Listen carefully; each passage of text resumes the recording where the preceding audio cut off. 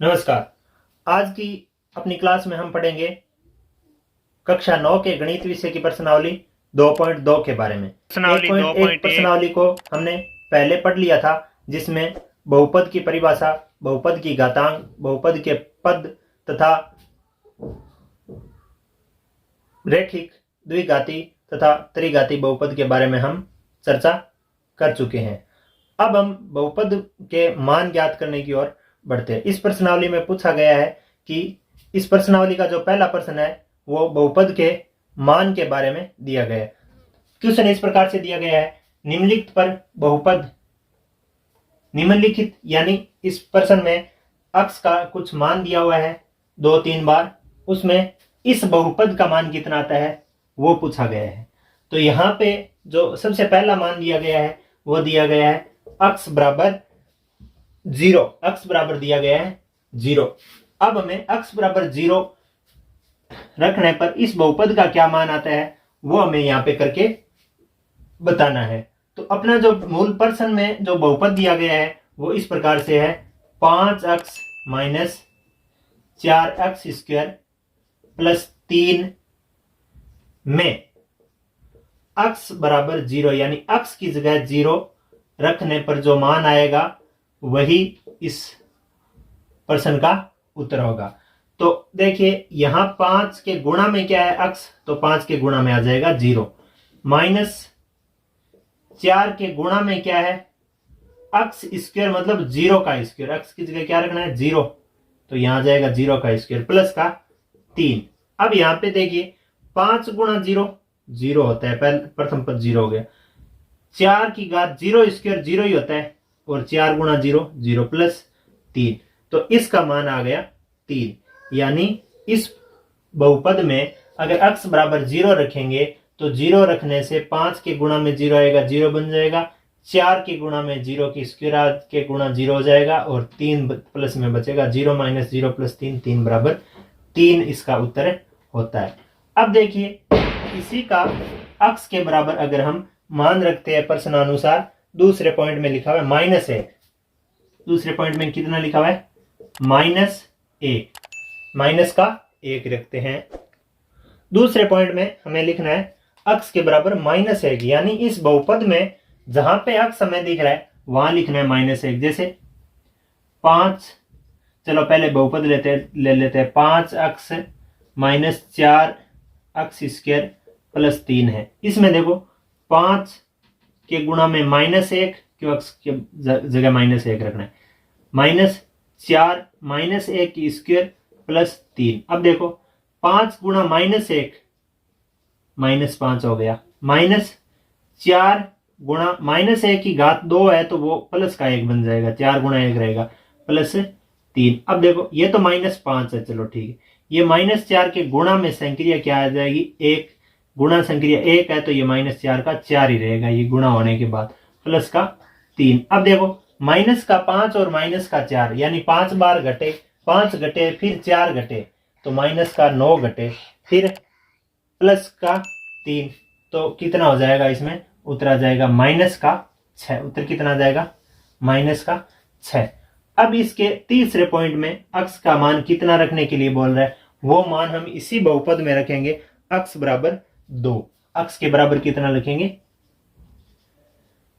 2 लिखेंगे। बहुपद एक बार लिख लेते हैं, बहुपद अपना है 5x minus 4x square plus 3 है। इसमें जहां जहां x है वहां वहां 2 आएगा, जैसे 5 गुणा 2 माइनस 4 गुणा 2 की घात 2, यानी x स्क्वायर था तो 2 की घात 2 का भी स्क्वायर हो जाएगा, यहाँ पे 3, यहाँ 5 गुणा 2 10 हो जाएगा, माइनस यहाँ 4 गुणा में कितना आ जाएगा, 2 की घात 2 कितनी होती है 4 ही होती है, प्लस 3 का 3, यहाँ पे चलो 10 आ गया, यहाँ पे कितना आ जाएगा माइनस का 16, प्लस का कितना आ जाएगा 3 जो ऊपर आया हुआ है वही आ जाएगा। अब देखते हैं 10 माइनस 16 कितना होता है -6, प्लस का 3 बराबर कितना होता है -3। देखो इसका, देखो इसमें 13 तो प्लस के और 16 माइनस के, इसका मतलब इसका उत्तर कितना आना है -3 उत्तर आना है। अब देखो जो क्वेश्चन पूछा गया था कि इस बहुपद में अगर x बराबर 0 रखें तो मान आता है 3, x बराबर -1 रखें तो मान आता है -6, x बराबर 2 रखें इस बहुपद में तो मान आता है -3। इस प्रकार से बहुपद में मान चर का मान रखकर पूरे बहुपद का मान निकालने की प्रक्रिया इस क्वेश्चन में की गई है। अब हम आगे बात करेंगे क्वेश्चन नंबर 2 की। अब देखिए पहले के बाद क्वेश्चन नंबर 2 में क्या है, निम्नलिखित बहुपदों में से प्रत्येक बहुपद के लिए P0, P1 और P2 ज्ञात कीजिए। P यहाँ पे बहुपद नाम ही है एक प्रकार से, यानी polynomials of 0, polynomials of 1, polynomials of 2 ज्ञात कीजिए।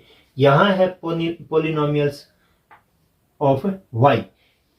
इसका मतलब ये हुआ कि यहां पे जो चर राशि आई है ना, जो भी है ये p के साथ, यानी पॉलिनोमियल्स जो आया है y में, उसको 0 बना के लिखिए, उसको 1 बना के लिखिए, उसको 2 बना के लिखिए।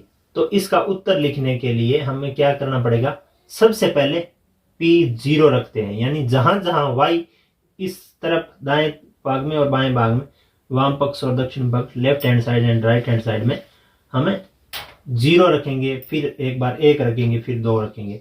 तो पॉलिनोमियल्स यानी बहुपद 0 में अगर हो तो ये y की घात 2 थी तो 0 की घात 2 हो जाएगी, -y था तो -0 हो जाएगा, +1 था तो 1 हो जाएगा, बराबर 0 की घात 2, 0 - 0 + 1 बराबर इसका हो जाएगा उत्तर 1। अब इसी में पॉलिनोमियल्स y वाले को एक बार 0 तो बना लिया, एक बार पॉलिनोमियल्स y को पॉलिनोमियल्स 1 बनाइए, यानी जो पॉलिनोमियल्स आप y में आगे विस्तृत रूप में दिया गया है, बहुपद दिया गया है, उसकी जगह y न रखकर 1 रखिए। पहले 0 न रखकर y न रखकर 0 रखा था, y न रखकर 1 रखिए। तो यहाँ क्या हो जाएगा, 1 की घात 2 -y मतलब 1 प्लस ये 1 जो अचर आया है वो 1 का 1 की घात 1, 1 की घात 2 1 ही होता है, 1 स्क्वायर, -1 + 1 बराबर 1 में से 1 गया 0 हो गया, ये 1 उत्तर हो गया। इसका मान कितना हो गया, 1। फिर पॉलिनोमियल्स ऑफ y था, उसको पॉलिनोमियल्स ऑफ 2 करना है, 2 करना है, यानी जहां पॉलिनोमियल्स में y है वहां पॉलिनोमियल्स में 2 कीजिए, जहां y है वहां 2 करें। तो यहां सबसे पहले y की घात 2 था तो यहां 2 की घात 2 आ जाएगा, -y था तो माइनस का 2 आ जाएगा, +1 था तो प्लस का 1 आ जाएगा। जैसा अचर मान जैसा है वैसा का वैसा ही रहेगा। अब 2 की घात 2 4 माइनस ये 2 प्लस ये 1। अब 2 में से 2 घटा तो 2 बचा, 1 जुड़ा तो 3 बचा। तो इस प्रकार से ये पहले पॉलिनोमियल्स के तीनों मान हमने 0 पे, 1 पे और 2 पे ज्ञात कर लिए। अब पॉलिनोमियल्स दूसरा क्या दिया गया है उसको भी 0, 1 और 2 पर हम ज्ञात करेंगे। ये अपना पॉलिनोमियल्स दिया गया है t में, यानी इस बहुपद में t चर राशि है और बाकी के जो पद है उसमें t की घात और उसके कुछ गुणांक है। अब t में जो पॉलिनोमियल्स दिया गया है, इस पॉलिनोमियल्स में हमें t को एक बार पॉलिनोमियल्स ऑफ t वाले को पॉलिनोमियल्स ऑफ 0 बनाना है, पॉलिनोमियल्स ऑफ 1 बनाना है और पॉलिनोमियल्स ऑफ 2 बनाना है। तो पॉलिनोमियल्स ऑफ 0 बनाते हैं हम पहले, यानी जहां t वहां 0। तो ये 2 तो अचर मान है 2 प्लस t तो 0, क्यों, polynomials of t convert into polynomials of 0, यानी बहुपद t वाला बहुपद 0 में बदल रहा है। बहुपद का मान 0 यानी चर का मान 0 रख के 2 गुणा में जो t स्क्वायर आया वो 0 स्क्वायर हो जाएगा, माइनस में जो t क्यूब आया वो 0 क्यूब हो जाएगा। तो ये हो जाएगा 2 प्लस 0 प्लस ये 0 की घात 2, 0 ही होता है, 2 से गुणा होकर ये 0 ही रहेगा, माइनस 0 की घात 3, 0 पर कितनी भी घात हो उसका मान 0 ही रहना है। अब यहाँ पे देखो 2 में 0 जुड़ा 0 घटा तो उत्तर तो इसका 2 ही आना है। उत्तर इसका कितना आता है, 2 ही उत्तर आता है। अब देखिए 2 उत्तर आता है, तो अब हम पॉलिनोमियल्स को 0 चर मानकर हमने इस पॉलिनोमियल्स खोल कर लिया। अब हम पॉलिनोमियल्स के मान को 1 रखेंगे, फिर हल करेंगे, यानी जहां पे t वहां पे 1, जहां पे t वहां पे 1, 2 प्लस t मतलब 1 प्लस 2 गुणा t स्क्वायर मतलब 1 का स्क्वायर, माइनस t क्यूब मतलब 1³ 1⁻3। अब 2 + 1, ये देखो 2 गुणा 1 ही होगा, ये 2 गुणा 1 ही होगा क्योंकि 1⁻2 1 ही होता है, माइनस 1⁻3 भी 1 ही होता है। 1 की चाहे कितनी घात हो मान 1 ही होता है, 0 की चाहे कितनी घात हो मान 0 ही होता है। बस 0 की घात 0, एक बात और है, किसी की भी घात 0 होगी तो उसका मान 1 होगा। तो अगर 1 की घात 0 होगी तो भी मान 1 ही होगा, 1 की घात कितनी भी होगी उसका मान 1 ही होगा।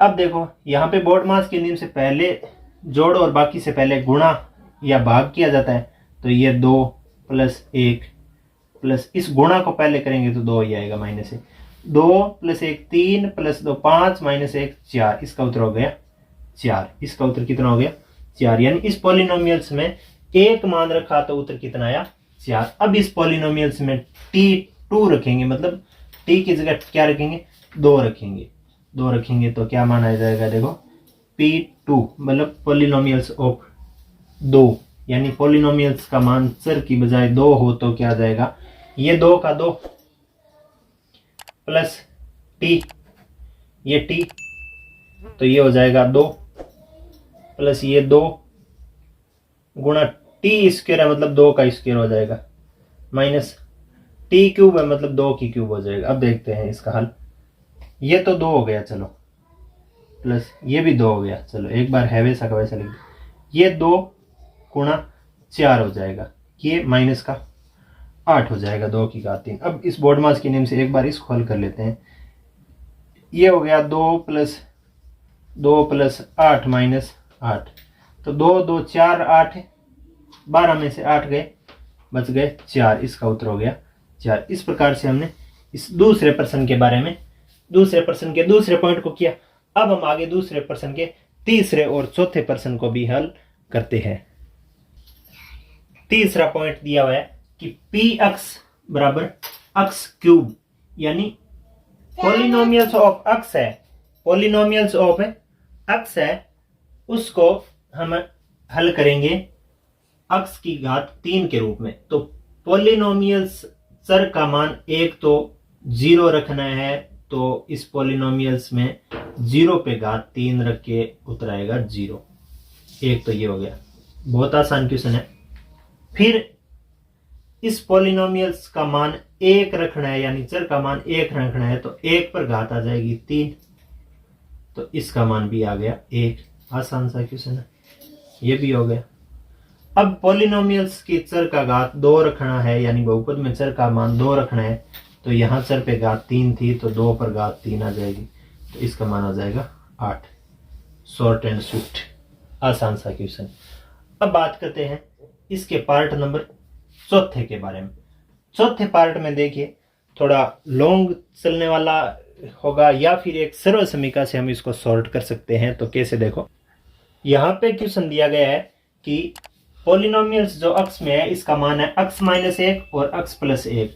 चूंकि एक सर्व समीकरण होती है, इस सर्व समीकरण से अगर हम इसको सॉल्व कर दें, सर्व समीकरण होती है कि a - b और a + b होता है ना, तो उसको हम a² - b² लिख सकते हैं। तो इसका मतलब ये जो अपना बहुपद आया है, यानी पॉलिनोमियल्स आया है, इसको हम px को x² - 1 लिख सकते हैं। अगर इसका हम हल लिखें तो x² - 1 वाले बहुपद को अगर एक बार चर का मान 0 रखे, 1 रखे और 2 रखे हल करें, तो सबसे पहले हम चेक करते हैं कि 0 रखें तो क्या होगा, यानी p0 रखें तो क्या हो जाएगा, 0 की घात 2 - 1, मतलब 0 - 1 = 1 आ जाएगा, सॉरी माइनस का 1 आ जाएगा। फिर हम अगर इसको p यानी पॉलिनोमियल्स में चर का मान 1 रख के हल करें, तो यहाँ पे 1 की घात 2 आ जाएगा, फिर माइनस का 1 आ जाएगा। 1 की घात कितनी भी हो, चाहे 2 3 5 7 कितनी भी, उसका मान 1 ही होता है, 1 - 1 = 0 हो जाएगा। फिर अगर पॉलिनोमियल्स में चर का मान अगर हम 2 रखें तो कितना हो जाएगा, यानी p2 रखें तो कितना हो जाएगा, 2 की घात 2 - 1, 2 की घात 2 - 1 मतलब 4 - 1 = 3 हो जाएगा। इस प्रकार से हम इन चारों पॉइंटों को हम आसानी से हल कर सकते हैं। अब इस प्रश्नावली के क्वेश्चन नंबर 3 को पढ़ते आगे। देखिए, अब इस क्वेश्चन को समझने में थोड़ी सी हमें एक नई बात सीखने को मिलेगी। जैसे देखिए, इसमें दिया गया है, सत्यापित कीजिए कि दिखाए गए मान निम्नलिखित स्थितियों में संगत बहुपद के शून्यक है। ये प्रश्न पूछना ये चाह रहा है कि ये जो अपना बहुपद दिया गया है प्रश्न में, इसके बाद अर्धपूर्ण विराम लगाया गया है। ये अर्धपूर्ण विराम, इसमें चर का मान दिया गया है। अगर ये मान अगर हम इस बहुपद में रख देते हैं तो क्या इस बहुपद का मान शून्य आ जाता है, ये चेक करना है। ये कह रहा है, यानी बहुपद ये अपना इतना ही, इसके बीच में जो अर्धपूर्ण विराम लगाया है, इसमें इसके बाद चर का मान दिया गया है कि क्या इस बहुपद में ये मान रखने से इस बहुपद का मान शून्य हो जाएगा। अगर हो जाएगा तो सत्यापित कीजिए कि कैसे होगा। तो पहले तो हम रखते हैं कि ये पॉलिनोमियल्स ऑफ अक्स, यानी अक्स में जो बहुपद है उसको, उस बहुपद में अक्स का मान -1/3 रखना है। क्योंकि प्रश्न में दिया गया x बराबर -1/3 रखो, तो -1/3 रखने से यहां पे बराबर में क्या आएगा, जो 3 के गुणा में अक्स है वहां पे -1/3 आ जाएगा। प्लस में 1 है, वहां पे प्लस में 1 ही रहेगा। यहां ये 3 से ये 3 कट गया, गुणा वाला भाग से कट जाता है। ये बचा ऊपर का -1 प्लस ये 1 बराबर 0। तो ये तो हमने सत्यापित कर दिया कि संगत बहुपद का शून्यक है। संगत बहुपद का दिए गए चर का मान संगत बहुपद के लिए शून्यक है। चर का मान संगत बहुपद के लिए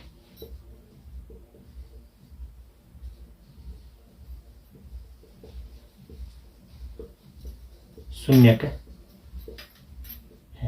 संगत बहुपद के लिए शून्यक है। अब हम बात करते हैं दूसरे क्वेश्चन में बहुपद जो दिया गया है वो अपने को टी में दिया गया है। बहुपद किस में दिया गया है, टी में। क्या लिखा, अक्स में ही दिया गया है, पी अक्स बराबर 5x माइनस पाई, और यहां पे अक्स का जो मान हमें रखना है वो रखना है 4/5। वो हमें रखना है 4/5। इस किताब में इस प्रश्न लिखा हुआ है ऐसा।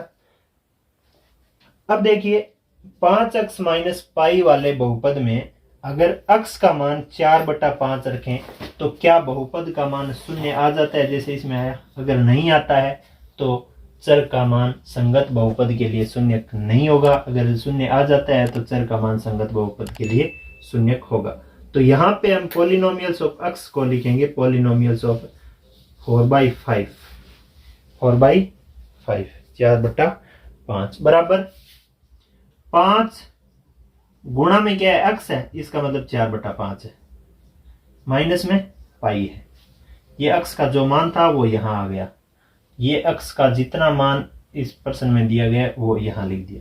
अब 5 से ये 5 घट गया, ये कितना आ गया 4 माइनस पाई। ये क्या नॉट इक्वल टू 0 है, यानी 0 के बराबर नहीं है। ये जो भी मान आएगा ये 0 के बराबर नहीं आएगा, क्योंकि पाई कभी 4 नहीं होती है। तो 4 में से 4 घटने पर ही 0 आता है। 4 तो पाई होती नहीं है, तो 4 में से जो भी घटेगा 0 तो नहीं आएगा, बराबर में 0 नहीं। अतः इसमें वापस लिख देंगे चर का मान संगत बहुपद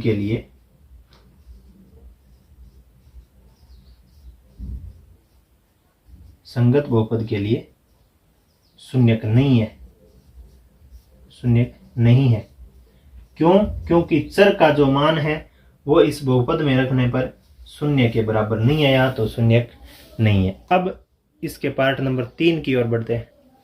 इसमें 2 बार इस बहुपद का मान ज्ञात करना है। कब कब? एक बार तो x की जगह 1 रख के, एक बार x की जगह -1 रख के। कब कब शून्य आता है तो वो तो मान शून्य हो जाएगा, और कब कब शून्य नहीं आता है वो मान शून्य नहीं होगा। जैसे पॉलिनोमियल्स का मान 1 रखें तो आता है 1 का स्क्वायर माइनस 1 बराबर 1 माइनस 1 बराबर 0। ये तो 0 आ गया बराबर 0। इसका मतलब चर का मान बहुपद के लिए शून्य है। बहुपद के लिए शून्य है। अब इसमें चर का मान एक बार 1 तो रख दिया, फिर -1 रखेंगे। -1 रखने पर क्या रखेंगे, यहां x की जगह अगर -1 रख दिया तो बराबर में -1 पर घात कितनी आएगी, 2 -1। -1 पर 2 घात 1 ही होती है, -1 बराबर 0। सेम वही बात, चर का मान बहुपद के लिए शून्य है। चर का मान बहुपद के लिए शून्य है।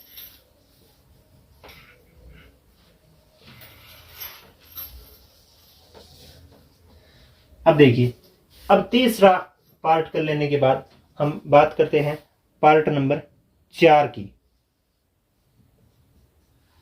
चौथे पार्ट में लिखा हुआ है x प्लस 1 x माइनस 2, यानी px का जो मान है वो दिया है x प्लस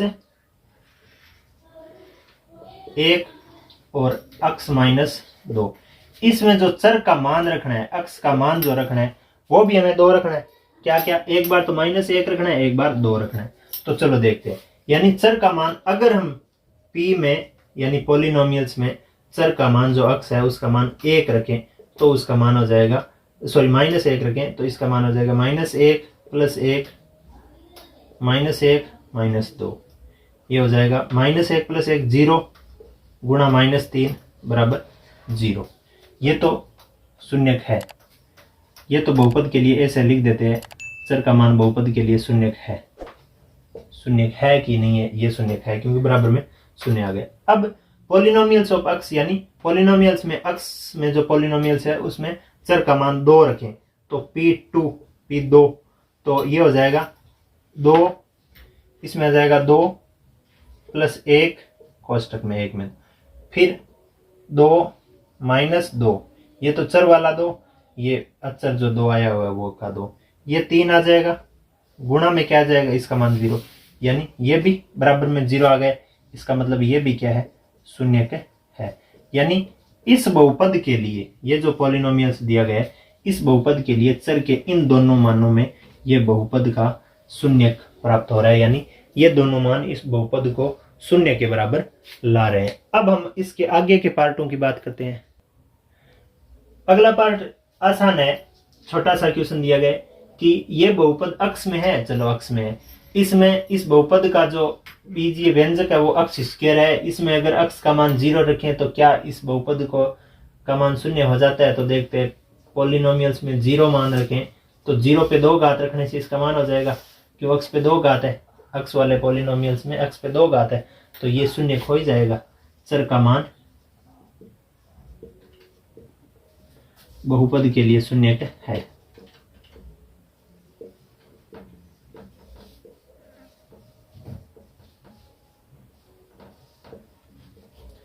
अब देखिए, अब हम बात करते हैं अगले पार्ट की। अगले पार्ट में दिया गया पॉलिनोमियल्स ऑफ x, यानी px बराबर कितना दिया गया है, lx plus m, lx plus m, ये तो बहुपद है। इसमें जो ये l और x है ये तो कोई वास्तविक संख्या है, l और m है वो तो कोई वास्तविक संख्या है। चर तो x में है, यानी बहुपद तो x में है जिसका मान माइनस का m बटा l है, माइनस का m बटा l है। अब जहां पे x है वहां पे l माइनस का l बटा m रखते हैं, तो p माइनस का l, सॉरी माइनस का m बटा l, माइनस का m बटा l बराबर l गुणा माइनस का m बटा l, ये प्लस का m, ये वाला इधर आ जाएगा, ये वाला इधर आ जाएगा। अब देखिए l से ये l कट गया, अंश वाला हर से कट गया, यहां बचा माइनस m, यहां बचा प्लस का m, minus m plus m बराबर क्या होता है, 0। अतः यहां क्या लिख देंगे, चर का मान बहुपद के लिए शून्यक है, बहुपद के लिए शून्यक है। अब हम बात करते हैं अगले पार्ट की, 7वें पार्ट की बात करते हैं। 7वें पार्ट में लिखा हुआ है कि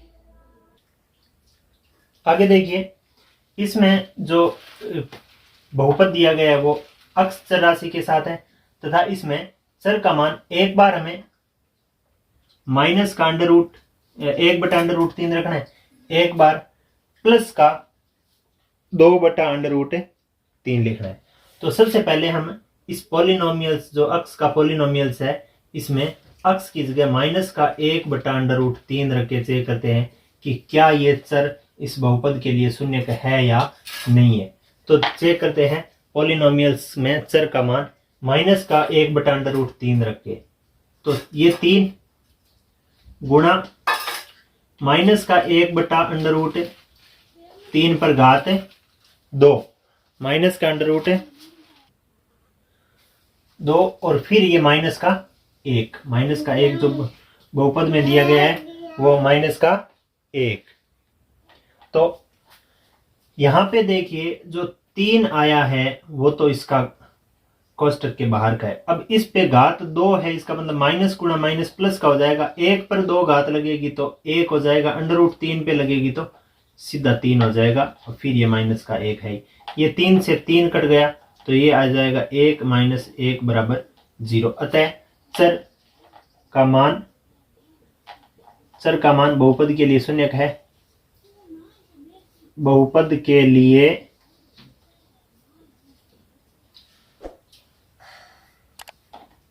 शून्य है। अब इसी बहुपद में जो पॉलिनोमियल्स दिया गया है 3x² - 1, इसमें अक्स की जगह यानी चर की जगह दूसरा जो मान रखना है वो रखना है 2/√3 2/√3 रखना है। तो यहाँ पे 3 गुणा अक्स स्क्वायर है, वहां जाएगा 2/√3² -1 है, -1 आ जाएगा। ये 3 है ही, इसमें 2 पे स्क्वायर लगेगा तो 4, √3 पे लगेगा तो 3 माइनस का 1। ये यहां से 3 कट गया, बचा 4 - 1 बराबर 3। 3 इज नॉट इक्वल टू 0, यानी 3 0 के बराबर नहीं है। अतः इसमें ऐसे लिखेंगे चर का मान कितना? चर का मान 2/√3 बहुपद के लिए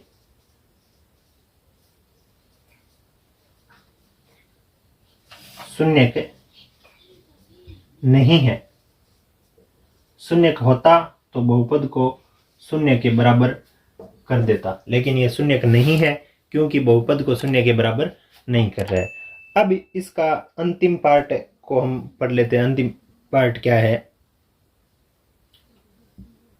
अंतिम पार्ट में लिखा गया है कि बहुपद तो है अक्स में और उसका जो बीजीय व्यंजक है वो है 2x + 1। 2x + 1 में अक्स की जगह क्या रखना है? 1/2, यानी पॉलिनोमियल्स जो अक्स है उसको पॉलिनोमियल्स 1/2 करें तो इस बहुपद का मान क्या शून्य आता है? तो वो देखते हैं। 2 गुणा 1/2 + 1, ये +1, 2 से 2 कट गया तो 1 + 1 बराबर कितना आ गया? 2। 2 0 के बराबर नहीं है, हमें तो सिर्फ इतना करना है कि 0 आया कि नहीं आया। 0 के बराबर नहीं है, अतः चर का मान बहुपद के लिए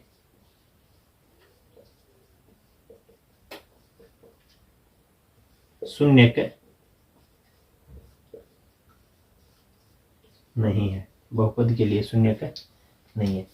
अब हम आगे बात करते हैं इस प्रश्नावली के लास्ट क्वेश्चन की। और लास्ट क्वेश्चन में क्या पूछा गया है कि निम्नलिखित स्थितियों में प्रत्येक स्थिति में बहुपद का शून्य ज्ञात कीजिए, यानी बहुपद का शून्य ज्ञात कीजिए। क्या आएगा? यानी अक्स का वह मान ज्ञात कीजिए जो इस बहुपद दिए गए चौथे प्रश्न के बहुपद को शून्य के बराबर ले आए। तो उसके लिए हमें क्या करना है?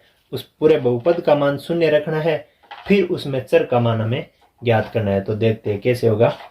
चलते हैं क्वेश्चन नंबर लास्ट की ओर, 4 की ओर। इसमें लिखा गया है निम्नलिखित स्थितियों में से प्रत्येक स्थिति में बहुपद का शून्य ज्ञात कीजिए।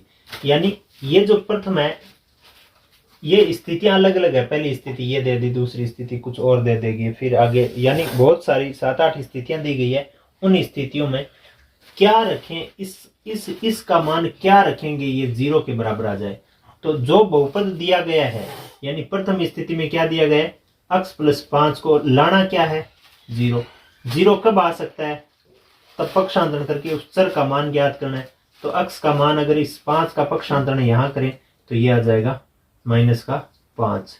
अतः x बराबर -5 बहुपद का शून्यक होगा, बहुपद का शून्यक होगा। अब दूसरी स्थिति क्या दे रखी है वो देखते हैं। दूसरी स्थिति है px बराबर x - 5, px बराबर x - 5। यानी अब की बार क्या करना है, x - 5 जो बहुपद है उसको 0 करना है। उसको 0 करने के लिए x का मान कितना होना चाहिए, x का मान पक्षांतरण करने से पता चल रहा है कि 5 होना चाहिए।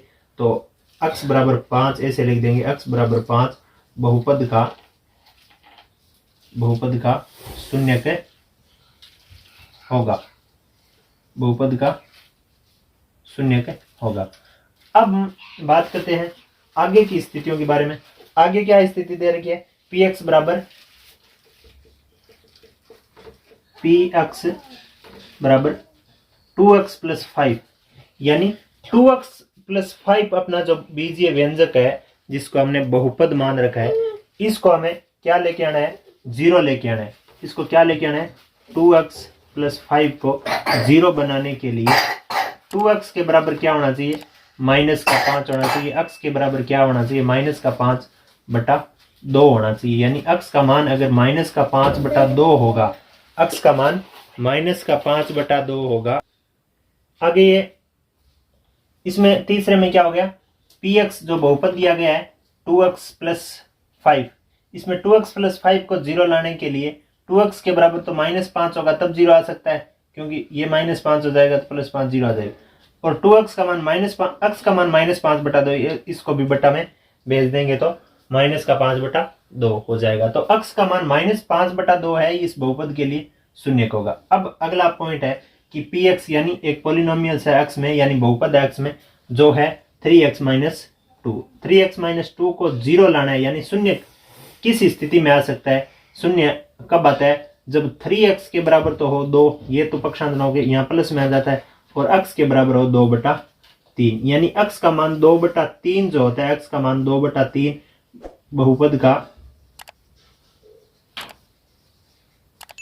शून्यक है, बहुपद का शून्यक है। अब हम आगे की स्थितियों के बारे में बात करें तो आगे की स्थितियों में लिखा हुआ है, पांचवी स्थिति है px बराबर 3x, px बराबर है 3x। अब इस बहुपद को यानी 3x बीजीय व्यंजक को 0 बनाने के लिए x का मान क्या बनाना चाहिए, 0/3। ये 3 x के गुणा में वो 0 के भाग में चला जाएगा, यानी 0। यानी x बराबर जो 0 है वो बहुपद के लिए शून्यक है, बहुपद का शून्यक है, बहुपद का शून्यक है। अब आगे देखिए, अगली स्थिति में लिखा हुआ है px बराबर ax। px बराबर क्या है, ax। a कोई वास्तविक संख्या है और उसके गुणा में है कोई x चर राशि। ये कह रहा है कि अब ax यहाँ पे a 0 नहीं है, a 0 के बराबर नहीं। ये क्वेश्चन में लिखा हुआ है कि a is not equal to 0। तो कौन 0 है, कौन 0 होता, चर का मान क्या रखें, एक तो 0 नहीं लिख सकते, लेकिन ax को 0 लाना है। तो इसका मतलब x का मान क्या होना चाहिए, 0/a होना चाहिए। 0/a यानी x का मान क्या होना चाहिए, 0 ही होना चाहिए। x का मान 0, यानी x बराबर 0 है, बहुपद का शून्यक है, बहुपद का शून्यक है। अब देखिए अगली और लास्ट स्थिति है इस प्रश्न की, वो ये है कि px बराबर cx + d। px बराबर क्या लिखा है, यानी एक पॉलिनोमियल है x में, वो cx + d, यानी इसमें c बराबर नॉट 0 है और d बराबर भी नहीं है 0 के। यानी सी 0 के बराबर नहीं होना चाहिए, सी 0 के बराबर नहीं होना चाहिए, डी कुछ भी हो सकता है, और सी और डी है ना वो वास्तविक संख्या है, ऐसा प्रश्न में लिखा है। वास्तविक संख्या है यानी जो चर राशियां हैं वो क्या है, यहाँ पे ये जो राशि है यानी अक्स का मान क्या होगा जब इस पूरे सी एक्स प्लस डी वाले व्यंजक का, सी एक्स प्लस डी वाले व्यंजक का मान 0 लाने के लिए अक्स का मान क्या होगा। तो अक्स के साथ क्या है, सी एक्स प्लस में डी था वो तो चला गया माइनस में, और अक्स का मान के गुणा में जो सी है वो माइनस के डी में, डी के बटा में चला जाएगा। तो ऐसे लिखना है अक्स का मान माइनस का डी अपॉन सी बहुपद के लिए शून्य के है, बहुपद के लिए शून्य के है। तो इस प्रकार से हमने इस प्रश्नावली 2.2 को भी पूरा पढ़ लिया है। इस प्रश्नावली के प्रत्येक प्रश्न को हम देखेंगे और कॉपी में नोट करके उसको बार बार रिवाइज करेंगे, तब ये आसानी से हमें बार बार करने से हमें आसानी से हल हो पाएगी। अब आप अगर इस क्लास को पहली बार देख रहे हैं तो हमारे चैनल पे पहली बार आए हैं इस डिजिटल क्लास में, यूट्यूब की डिजिटल क्लास में, तो हमारे चैनल को सब्सक्राइब जरूर कीजिए और इस क्लास कैसी लगी वो कमेंट कीजिए, इस वीडियो को लाइक कीजिए। आपका बहुत बहुत धन्यवाद।